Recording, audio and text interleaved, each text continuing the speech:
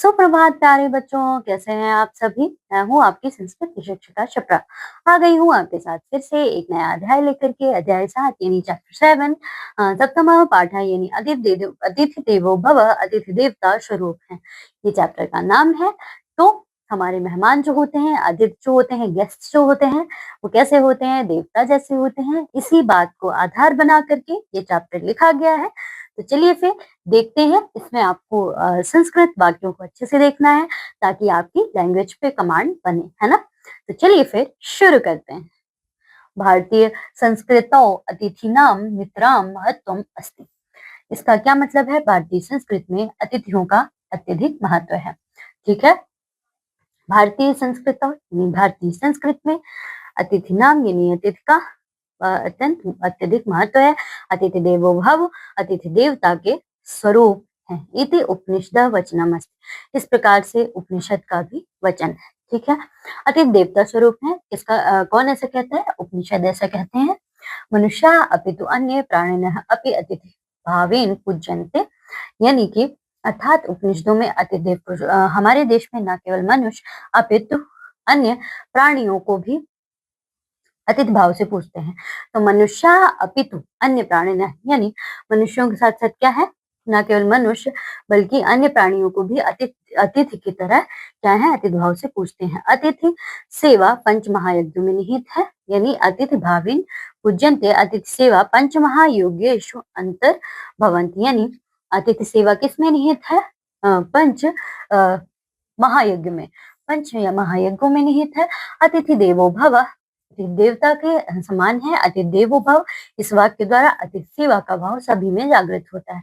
अतिथि देवो भव इति वचने, यानी इस वाक्य से क्या होता है? अतिथि सेवायाम भाव सर्वेषु जागृत भवति। यानी अतिथि की सेवा का भाव सभी के मन में जागृत होता है। तादृश कश्चन प्रसंग अत्र पाठ्य दर्शित। ठीक है। इसका क्या अर्थ है? इसका अर्थ है वैसा ही कुछ या कोई प्रसंग यहाँ पाठ में प्रदर्शित है। देखिए, राधा येषु दिनेषु कूर्दमाना एव चलति, यत् गृहे नूतनाः अतिथयः सन्ति ते च विशिष्टाः सन्ति। यानी राधिका इन दिनों कूदती हुई ही चलती है। क्यों? राधिका एषु दिनेषु, यानी इन दिनों कूर्दमाना एव चलति, यानी कूदती हुई ही चलती है। यत् गृहे नूतनाः अतिथयः सन्ति, यानी इस समय क्या हुआ है? क्योंकि घर में, उसके घर में मेहमान आए हैं और वे सभी विशिष्ट होते हैं। ठीक है। माता पुत्रो पुत्रो च मिलित्वा ते तत्र पंच तस्या ते तत्र पंच सन्ति। यानी कौन कौन है? माता है, दो पुत्रियां हैं, दो पुत्र मिलकर वे सब 5 है। दिन रात उनका एक ही मन रहता है। ठीक है। कुतूहलम अस्ति के ते इति, घर की छत तेना सॉरी गृहस्य छद्य उपरि अहोरात्रम तस्या चित्ता एकत्र, यानी उनका मन एक ही में रहता है, एक ही मन रहता है। गृहस्य छद्या ऊपर, यानी घर की छत के ऊपर। तो उनका सबका मन कहाँ रहता है? घर की छत के ऊपर। तत्र एव तस्याः मनः अस्ति कुतूहलम अस्ति, और क्या होता है? वहां पर ही उनका मन क्या है? अटका हुआ है। और यह कुतूहल है कि वे सब कौन है। कुतूहलम अस्ति यानी कुतूहल है, जानने की इच्छा है कि वे सब कौन है। ठीक है। फिर मार्जरी तस्याः चत्वारः शावकाः च, यानी मार्जरी यानी होता है बच्चों बिल्ली। तो क्या है? मार्जरी यानी बिल्ली और उसके 4 बच्चे हैं। हाँ। फिर आम ते एव विशिष्टाः अतिथयः, हाँ वे विशिष्ट अतिथि हैं। और सा तु तेषां नामानि अपि चिंतवती, और क्या करती है? वे ही विशिष्ट अतिथि हैं। उसने, राधिका ने तो नाम भी सोच रखे हैं। क्या क्या नाम सोच रखे हैं? तन्वी, मृद्धि, क्या क्या नाम सोचा है? तन्वी, मृद्धि, मृद्वी, शबल, भीम चाहते, यानी तन्वी, मृद्वी, शबल और भीम। अब देखिए, तन्वी आकृत्य सुंदरी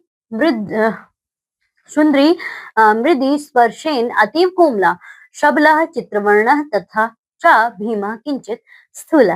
इसका क्या मतलब है? तन्वी शरीर से सुंदर है, तन्वी आकृत्या सुंदरी। फिर मृदि स्पर्श से अत्यंत कोमल है, मृदि स्पर्शेन अतीव कोमला, यानी उसको छूने पर वो बहुत सॉफ्ट सी है। शबला चित्रवर्ण तथा च भीम, यानी शबल चितकबरा, चित्रवर्ण और भीम कुछ कैसा है? मोटा है।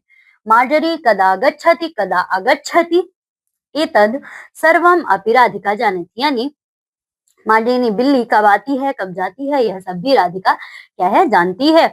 फिर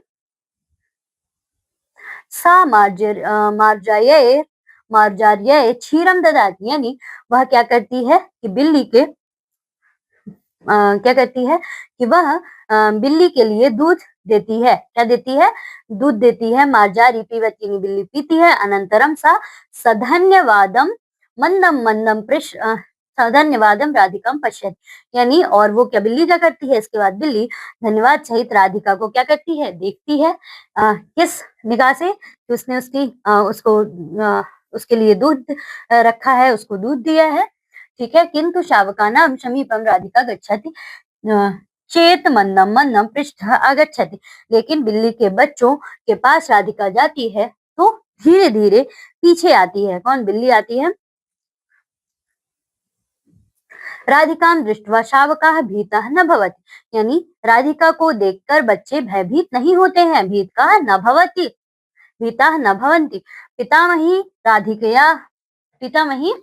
राधिकायाः कार्यकलापान् दृष्ट्वा हसति। यानी जो उसके दादाजी हैं वो उसके कार्य को देख करके, राधिका के कार्यों को देखकर हंसती हैं। सॉरी, पितामही है ना, पितामह होता तो क्या होता? दादाजी होते। दादी पितामही है।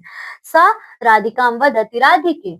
यानी वह राधिका को क्या कहते हैं? राधिके अतिथयः कदा आगच्छन्ति इति न जानीमः। वह राधिका कहते हैं राधिका अतिथि कब आते हैं यह नहीं जानती हूँ।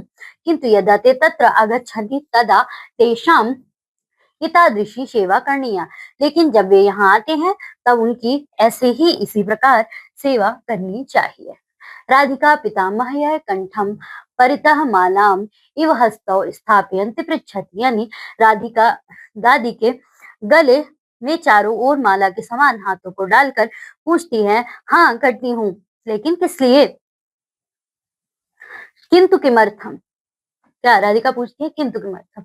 तो पितामही दादी क्या कहते हैं? पितामही वदत अतिथि देवो भव। यानी अतिथि देवता के समान होते हैं। अर्थात अतिथि अस्माकं देश देवः अस्ति इति चिंतयति। यानी अतिथि हमारे क्या होते हैं?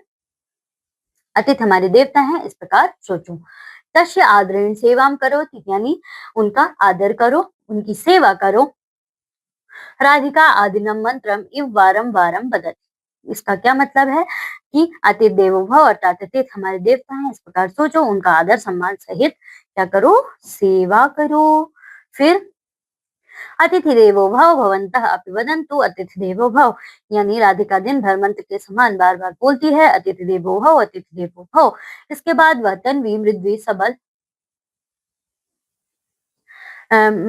तन्वी मृद्वी सबल और भीम को स्नेह से कहती है, क्या पता है? क्या बोलती है? क्या पता है?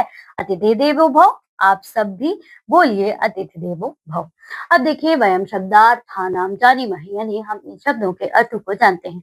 कूर्दमाना यानी उच्छलनम, कुर्वत यानी कूदती हुई, जंपिंग, नूतना यानी नवीना, मिलित्वा यानी सम्मिल्य, अहोरात्रम यानी अहर्निशम, अहोरात्रम यानी दिन रात, मिलित्वा यानी मिलकर, नवीना यानी नए, न्यू।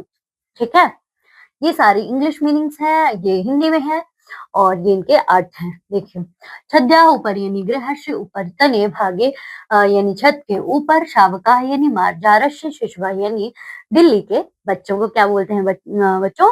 शावका। मंदम मंदम यानी शनैः शनैः यानी कि धीरे धीरे। फिर पृष्ठतः यानी पृष्ठभागतः यानी पीछे पीछे।